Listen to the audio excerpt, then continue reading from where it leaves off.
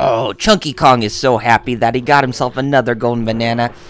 So, what's going on, everybody? It's RRPG here, and welcome to another episode of RRPG's Let's Play with Donkey Kong 64 on the Nintendo 64.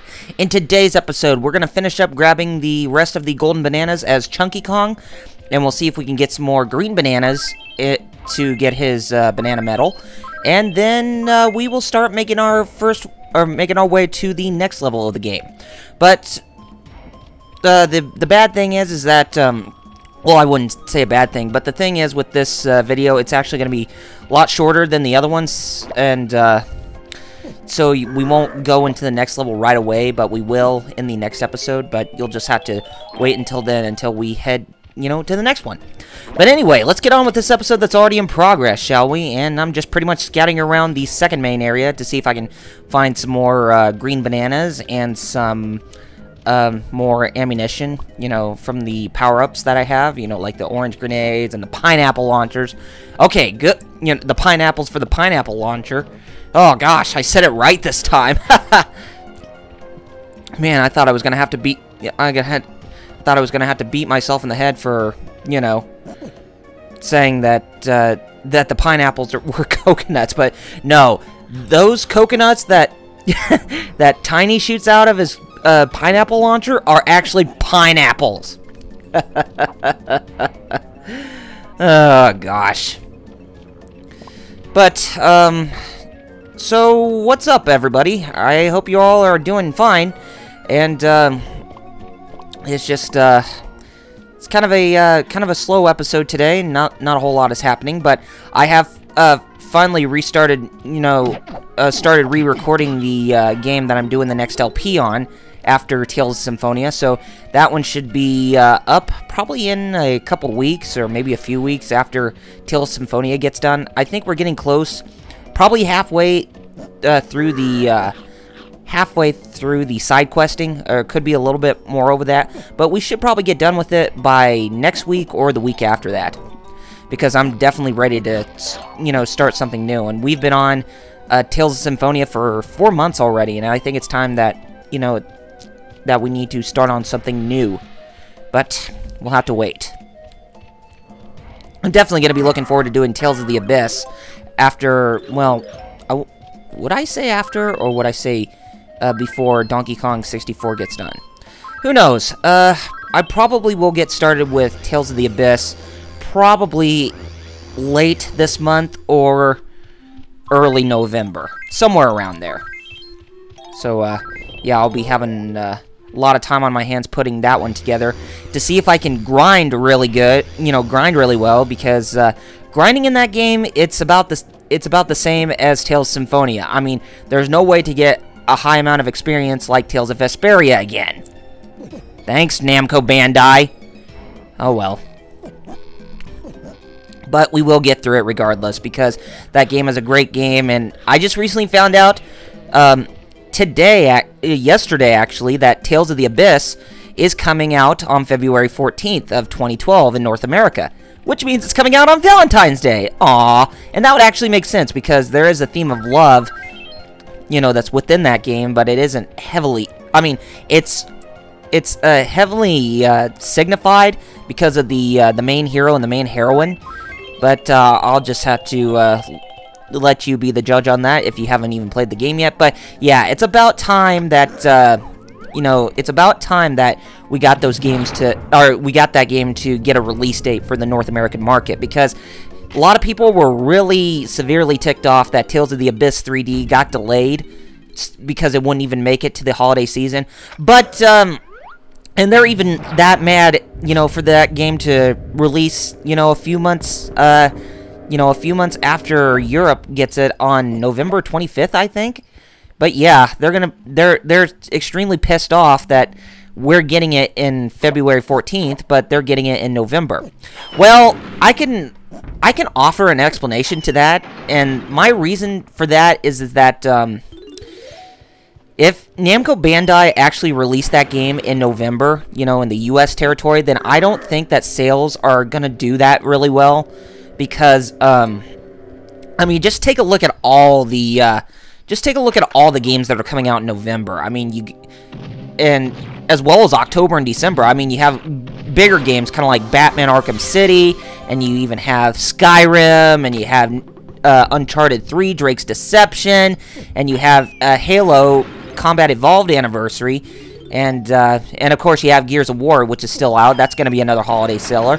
But then you also have other titles like The Legend of Zelda Skyward Sword and Super Mario 3D Land and Mario Kart 7 that are pretty much going to dominate this Christmas. I mean, there's lots to be had, and even probably, well, I wouldn't say probably, but it would be after Christmas time, but you know, Star Wars The Old Republic, I mean, that's a huge deal for a lot of BioWare fans.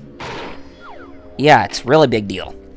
But, so, you know, Namco Bandai not releasing Tales of the Abyss 3D in November in the United States and releasing it later in February 2012 is actually a wise decision in my eyes, because they're not trying to, oh look, there's a splat with green hair, so we can get that for Chunky Kong.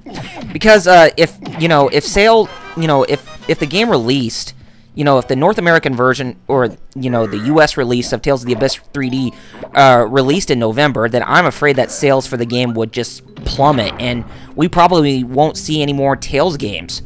And I just recently just posted an article on the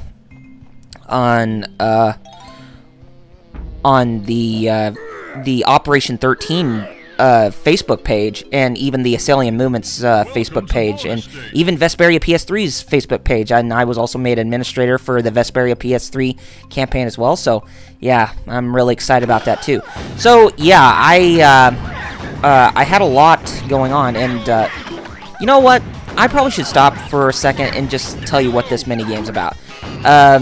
Kremlings are going to be popping out of the barrels, and if you shoot the green ones, you get 1 point, but if you manage to get the red ones, you'll get 2 points, and you have to, you know, hit the suggested number that the game wants you to get through, and then you should be able to complete the minigame.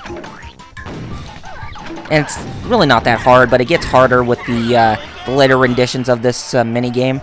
So, yeah, just thought I'd go ahead and I'd let you know about that right now.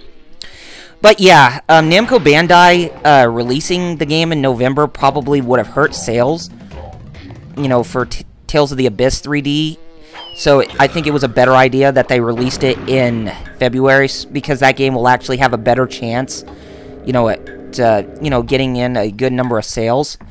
And there's been rumors and speculations as well that Tales of Graces F could be coming out in early 2012, but it's still hard to say. But I wouldn't even, you know, I wouldn't even be surprised if it got an early 2012 release, because I've been kind of anxious to play that game for quite a while. Well, not more than Tales of Xillia, which I think that's going to be the next game that's going to come out if, you know, the support continues to grow, and as well as the sales of both Tales of the Abyss 3D and Tales of Graces F.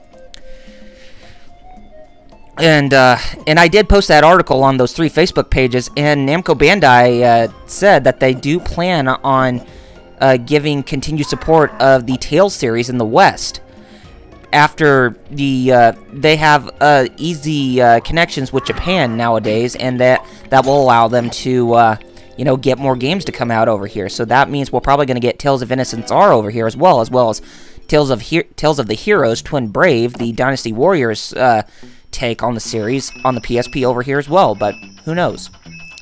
But yeah, I just wanted to let everybody know about why I think it was a better idea that Tales of the Abyss 3D gets released in February of 2012 in the United States, because, you know, marketing, I think it's a better marketing decision, and I know that Christmas is always usually a good time to market things, but yeah, it would probably fall flat in terms of the number of sales that it reaches.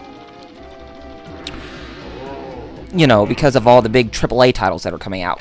Okay, we're finally back out from Angry Aztec, and we're going to grab this golden banana that's hidden inside this cave here that was locked with iron bars. And we're going to go ahead and we're going to make our way towards the next level. But yes, we got all of Chunky's golden bananas in Angry Aztec, so that means we can make our way to level 4. Yeah, I know, I had a hard time saying it. So, anyway, I probably should have been talking about what was going on with, you know, with this episode, you know, the transitions between, you know, the places on the screen and whatnot, but like I said, I just wanted to let everybody know what my honest thoughts were, you know, on this case, because, you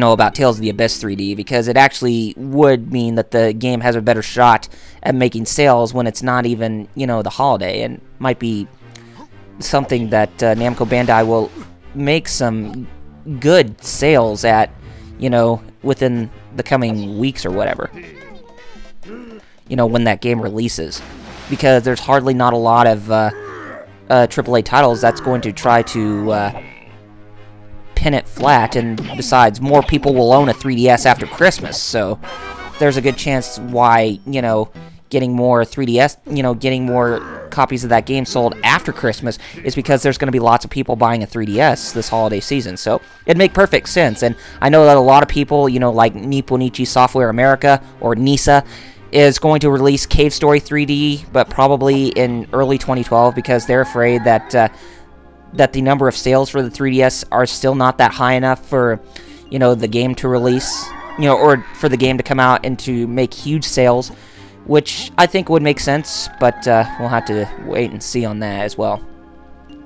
And we're just taking a look right here at the doors that Wrinkly Kong is telling us, the, you know, the spirit of Wrinkly Kong is telling us on how to get some of the golden bananas that are in the stage. But, yeah, we will be going into it in the next episode. But I decided to keep things short this time around because, you know, getting started with the next level, it's gonna be a really slow start to find the first golden banana because, you know, there's just a lot to be had in that one level. When the ship comes in, climb aboard with Diddy and fire the cannon.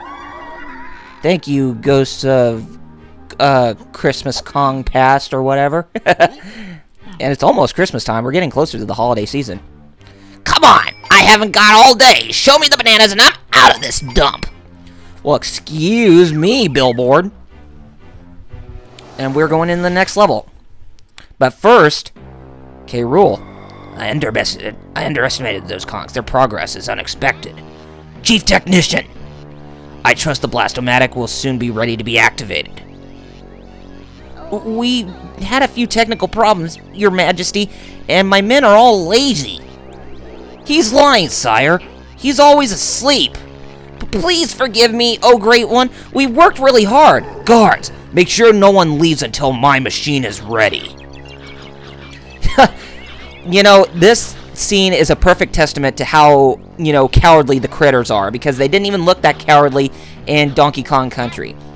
I mean, for goodness sakes, Claptrap's being a lot more intelligent and, you know, more deadlier than the critters in this game. Oh gosh, that's kind of an eyesore. But anyway, guys, we're going to go ahead and we're going to stop things right here. So, next time on Double RPG's Let's Play with Donkey Kong 64 on the Nintendo 64.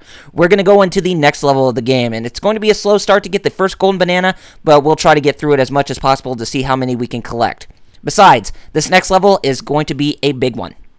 Anyway, if you have not done so already, be sure to follow me on Facebook and Twitter with the links in the description, and if you like what you saw, be sure you rate this video, subscribe to my channel, and leave comments below to let me know what you guys thought of the episode.